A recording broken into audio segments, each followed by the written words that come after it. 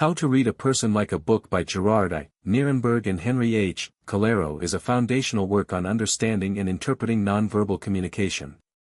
The authors argue that much of what people truly think and feel is communicated not through words, but through body language, something they call the language everybody uses but nobody speaks. This book gives readers the tools to decode that silent language and understand people more deeply by observing their physical behavior. The book begins by exploring the premise that human beings are constantly speaking through their bodies.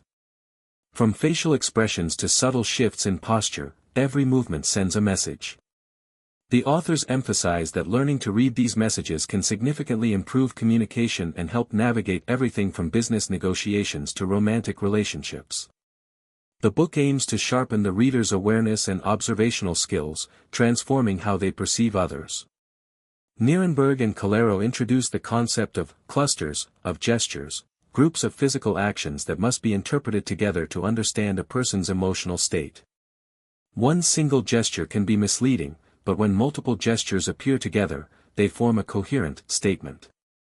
For example, crossed arms alone might indicate a closed attitude, but when paired with a frown and leaning back, the message becomes clearer: resistance or discomfort. The authors emphasize the importance of context. A gesture that may indicate nervousness in one situation could simply be a habitual movement in another. Therefore, it's crucial to understand a person's baseline behavior before making interpretations. This foundational insight prevents misreadings and encourages the reader to pay attention not just to isolated movements, but to patterns of behavior over time. The book provides insight into various parts of the body and what they can reveal. Eye movement, for example, can signal interest, deception, or discomfort.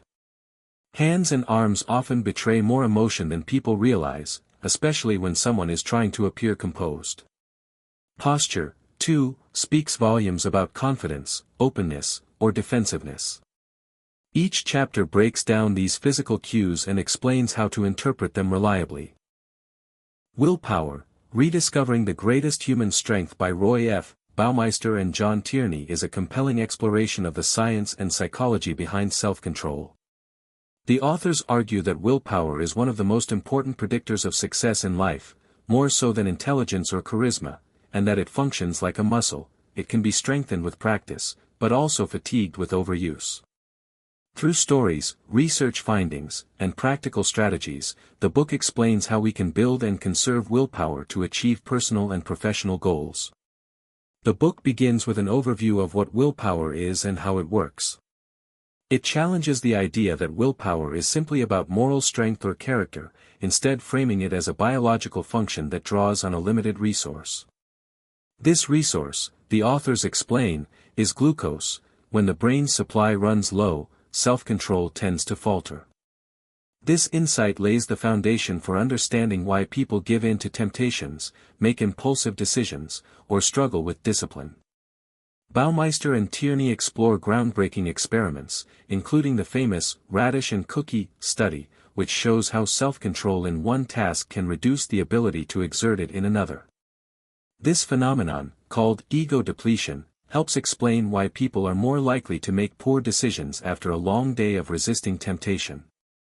The implication is clear: willpower is not infinite, and managing it wisely is essential for long-term success. One key idea in the book is that people who succeed at self-control don't necessarily have more of it, they just design their lives to rely on it less. The authors stress the importance of creating habits, routines, and environments that reduce the number of decisions one has to make. By reducing friction and limiting exposure to temptation, individuals can preserve willpower for moments when it's truly needed. The authors also dive into how setting clear goals and monitoring progress strengthens self-control. People who track their behavior, whether it's spending, eating, or exercising, are more likely to stay disciplined. Writing things down, using to-do lists, or simply checking in with oneself regularly helps reinforce commitment and prevent lapses.